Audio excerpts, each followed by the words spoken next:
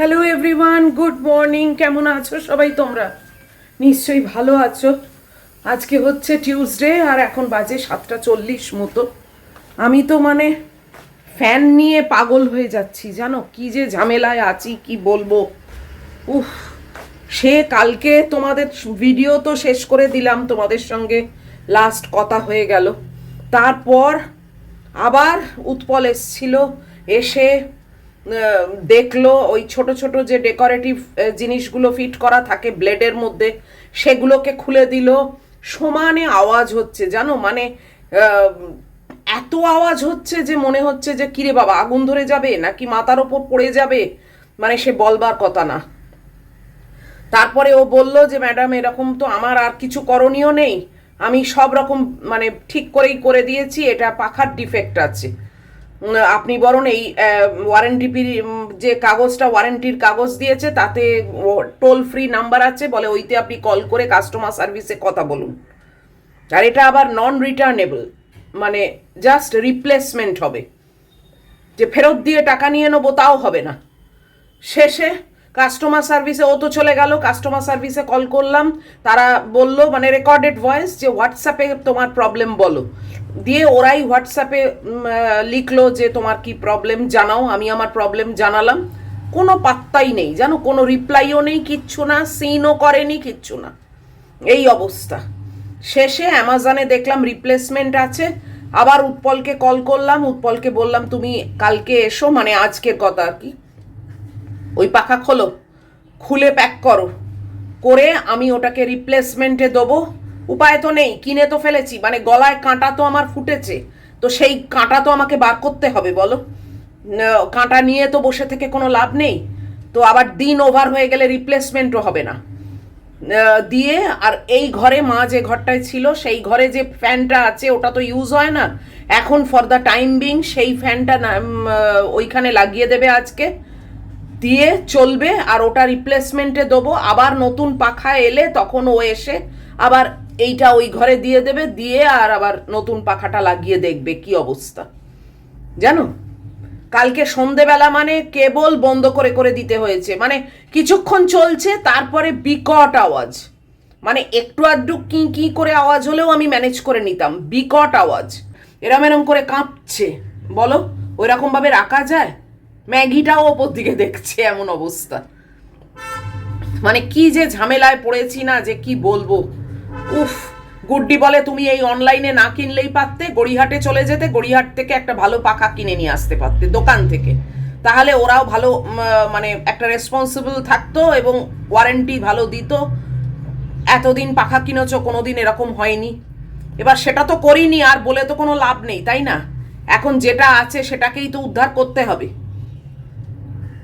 দেখি একটু বারান্দাটায় যাই, বারান্দায়ও যাইনি, জানো তো, এই ম্যাগিটা কি মাথা মুখে টুকে দিয়ে দেয়, তাই জন্যে। এই দেখো বাইরের অবস্থা, খুব একটা যে ভালো তা না, কিন্তু ওই আর কি চলনসই, এরকমই তো রোজ থাকছে। তারপরে বেলার দিকে বৃষ্টি নামবে। এই আমার এখনো কাপড় জামা ওয়াশিং মেশিনে আসেনি। একটা পাখা যাও কিনলাম, তাও কি যে মুশকিলে পড়েছি তার নেই ঠিক, বাপরে বাপ। আর পাখাটা ব্র্যান্ডেড নয় তো, এমনি লোকাল পাখা কিনেছি, তাও 1300 টাকা দাম নিয়েছে, বলো 1299, কম কথা নয়। হ্যাঁ, 200-500 টাকা তো নয়। ও বলছে, উৎপল বলছে ক্রম্পটন, তারপর হ্যাভেলস এইসবের কিনলেই পারতেন।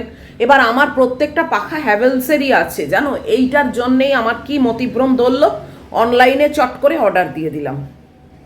এখন ভাবছি দুপুরবেলার দিকে দেবুকে বসিয়ে আমি চট করে গড়িহাটে গিয়ে, গোলপার্কে যে সব দোকান আছে যেখান থেকে আমার সব পাখা টাকা আসে, সেখান থেকে কিনলেই ভালো হতো।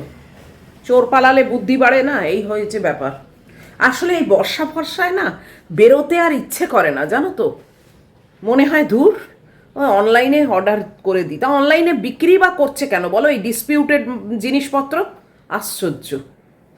এই যে দেখো, এই যে এনার এই কীর্তি, ওই ডেকোরেটিভ যে জিনিসগুলো ফিট করা ছিল ব্লেডে, সেগুলো সব খুলে দিয়েছে। বললো ওইগুলো যদি কোনো অবস্ট্রাকশন ক্রিয়েট করে, তাই ওইগুলো খুলে দিই। ও ওইগুলো খুলে দিও, সেম ব্যাপার, কি ভাগ্যি কালকে বক্সটা ফেলিনি, বক্সটা আছে, তার মধ্যে সমস্ত প্লাস্টিক প্লাস্টিক, এমনকি ওই টেপটা খুলে দিয়েছিলাম। গুড্ডি বলেছিল যে ওই টেপটা লাগানো রয়েছে, ওইটা কি বিচ্ছিরি লাগছে, মানে ওই নামটা আর কি, স্টিকারটা, টেপ না সরি স্টিকার, সে স্টিকারটাও খুলে কি ভাগ্যি সেটাও রাখা আছে। বাপরে, দেখি এখন ম্যাগি এলে তারপর আবার কল বুক করব, তারপরে ও আসবে, ওর ডিউটি সকাল 7টার থেকে, তারপরে আসবে। রান্না বান্নার পাট এখন মাথায় উঠে গেছে, আর ভাত খেতেও ইচ্ছে নেই একদম। ওই কিছু পরোটা মরোটা যা হোক কিছু করে নেবো, একটু আলু ভাজা পরোটা এই খেয়ে নেবো। রান্না নিয়ে আর মাথা ঘামাতে পারছি না।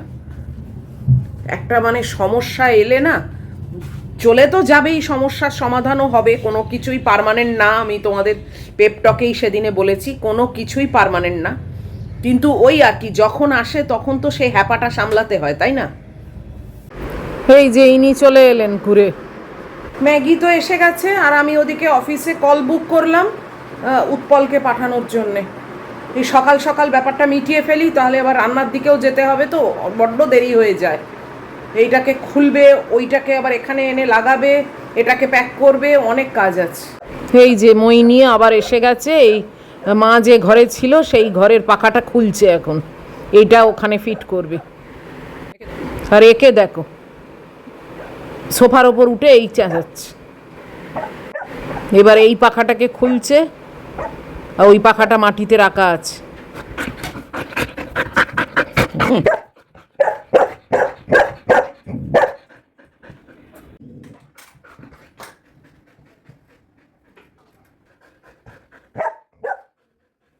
এর মইটা আবার নড়বড় নড়বড় করছে, তাই আমায় বললো ম্যাডাম একটু চেপে ধরুন, পড়ে গেলে তো বিচ্ছিরি ব্যাপার বলো, তাই আমি আবার এক হাতে ধরে আছি।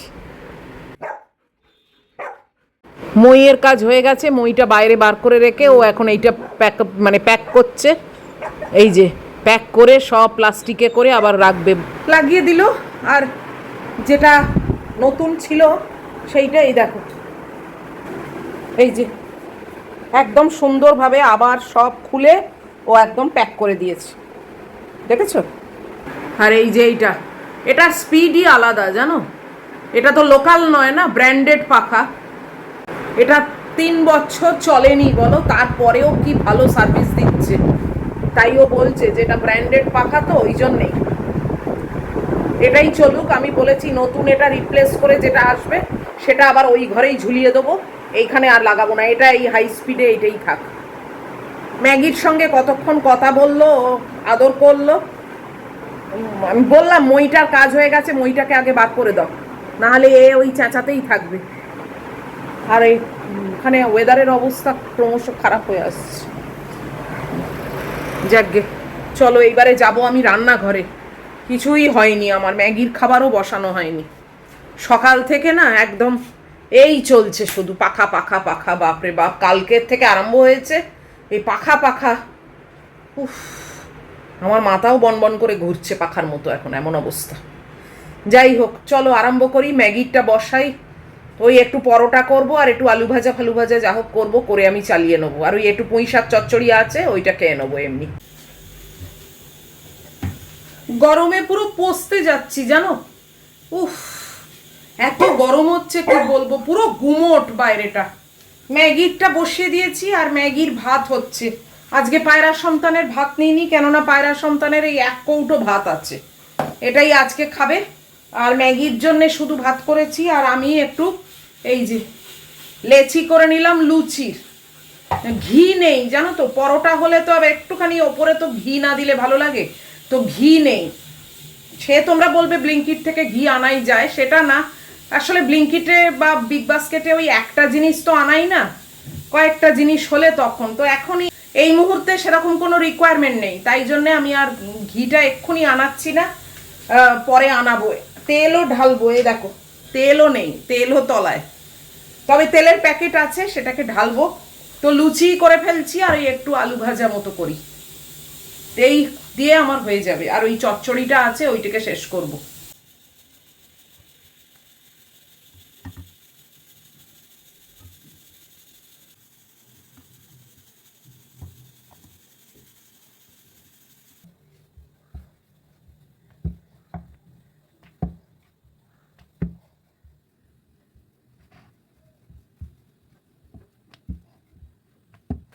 দুটো তেলই শেষ জানো, তাই তেলটাকে আগে ঢেলে নিই, নাহলে না কোনো রান্নাই ঠিক এগোয় না। অনেক বেশ কয়েকদিন ধরে চালিয়েছি ওই অল্প তলানি তেলে, এবারে না ঢাললেই নয়।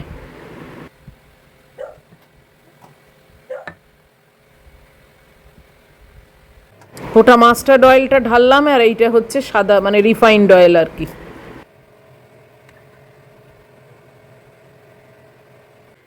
এইভাবে তেল নোয়া তোমরা কারা কারা করো জানিও, একদম লাস্ট ড্রপ অবধি। দেখো 9:40 হয়ে গেল, তেল ঢালার গল্প শেষ। বাপরে, একটা পর্ব শেষ হলো। এইবারে লুচিগুলো ভেজে নেবো, তারপর আলু ভাজা চাপাবো। চলো।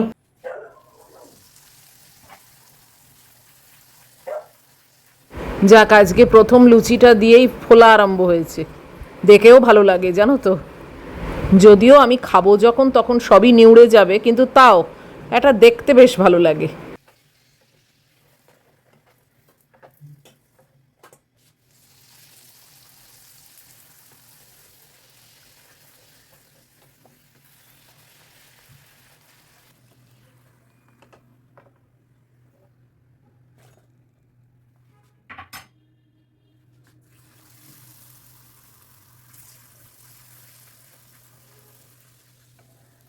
যাক, এটাও একটু ফুলেছে।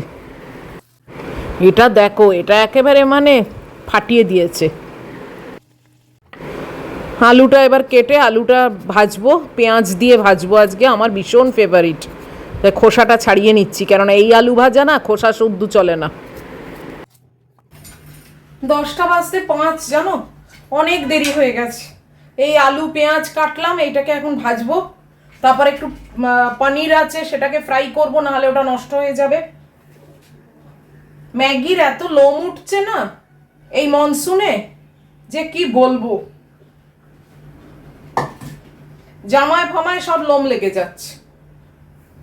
কিছু করার নেই, এ তো মানে সব বাচ্চাদেরই ওঠে এই সময়।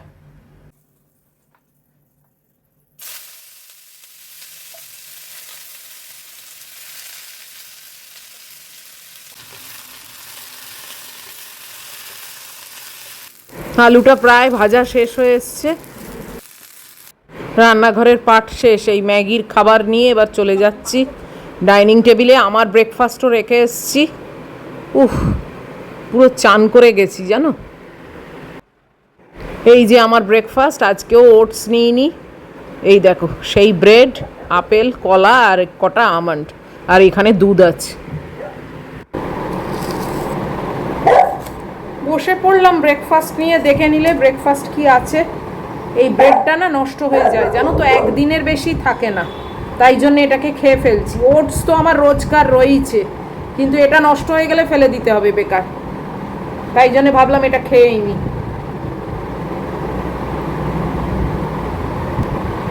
দিল্লিতে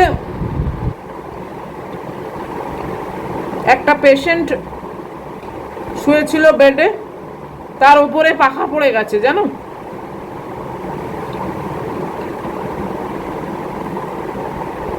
কয়েক ঘন্টার মধ্যে মারা গেছে পেশেন্টটা। কিরকম মানে আফসোস বলো তো। হয়তো রিকভার করছিল, হয়তো ভালো হয়ে গিয়ে বাড়ি চলে যেত, তার হলো না। মানুষের জীবনটা না এত আনপ্রেডিক্টেবল হয়ে গেছে। আগেও ছিল, বাট আমার মনে হয় যেন এতটা ছিল না। এখন যেন মানে মিনিটে মিনিটে মৃত্যু যেন ছিনিয়ে নিচ্ছে সবাইকে। আগেকার দিনের পাখা, বিশাল পাখা, স্ক্রিনশট তুলে রেখেছি, আজকে উৎপলকে দেখালাম। কি কেলেঙ্কারি।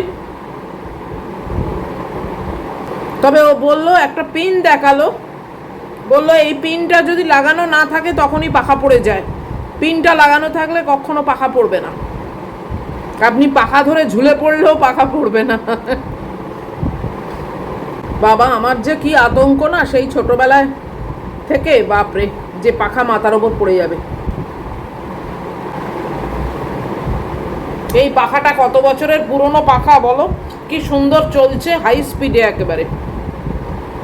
12:15 মতো বাজলো, ম্যাগির খাওয়া হয়ে গেছে, আর আমি এই মাত্র চান করে বেরোলাম। একদম ফ্রেশ। আকাশে কি কালো মেঘ, বাপরে বাপ, দেখো তোমরা একবার, এই দেখো, দেখেছো তলাটা ফর্সা আর ওপরটা কি কালো। আর এই যে খাওয়া দাওয়া সব হয়ে গেছে, জল টল খেয়ে মুখ টুক মুছে এই বসে আছে। আজকে একটাই কাজ হলো যে এই পাখাটা ফিট হলো, এই পাখাটা এখন চলুক। ভালো মানে পাখা হলে যা হয়, এতদিন বন্ধ ছিল তারপরেও দেখো কি ভালো স্পিড। আর কি বলবো, আমার মানে লস একটা লেখা ছিল, কিন্তু আমি তো কারুর ক্ষতি করি না, কারুর টাকাও মারি না, কিছুই করি না, কারুর সঙ্গে কোনো লেনা দেনাও নেই আমার। তো সেখানে আমার কেন যে লস হচ্ছে, আমি মানে লস হলো, হচ্ছে না লস হলো সেটা বুঝতে পারলাম না। 1299 খরচের খাতায় বলতে গেলে, কেননা এখন যে রিপ্লেস করে আসবে এটা তো এক্সট্রা, কোনো মানে হয় না। না, ওই ঘরটা তো আমার এমনিই পড়ে আছে, ওখানে ওই নতুন পাখাটা লাগিয়েও তো কোনো ফায়দা নেই। কি বলবো বলো, এই এক এক সময় এরকম মানে লোকনাথ বাবা কিছু একটা হয়তো শিক্ষা দিলেন আমাকে, কিন্তু কিসের জন্য শিক্ষা সেটাই বুঝতে পারলাম না। আমার তো মানে আমি তো কিছু সেরকম খরচাও করি না, কিছুই না, কারুর টাকাও লুটপাট করি না, কিছুই করি না, সেখানে আমার কেন এরকম হলো বুঝতে পারলাম না। ঠিক আছে, ঠিক আছে, দেখা যাক। তো চলো আজকে এই অবধি রাখছি। এত অবধিও যদি তোমাদের ভালো লাগে তাহলে প্লিজ একটা লাইক, শেয়ার, কমেন্ট আর সাবস্ক্রাইব করো। নিশ্চয়ই দেখা হবে আবার পরের ভিডিওতে। টিল দেন তোমরা খুব ভালো থাকবে, সাবধানে থাকবে। Love you all.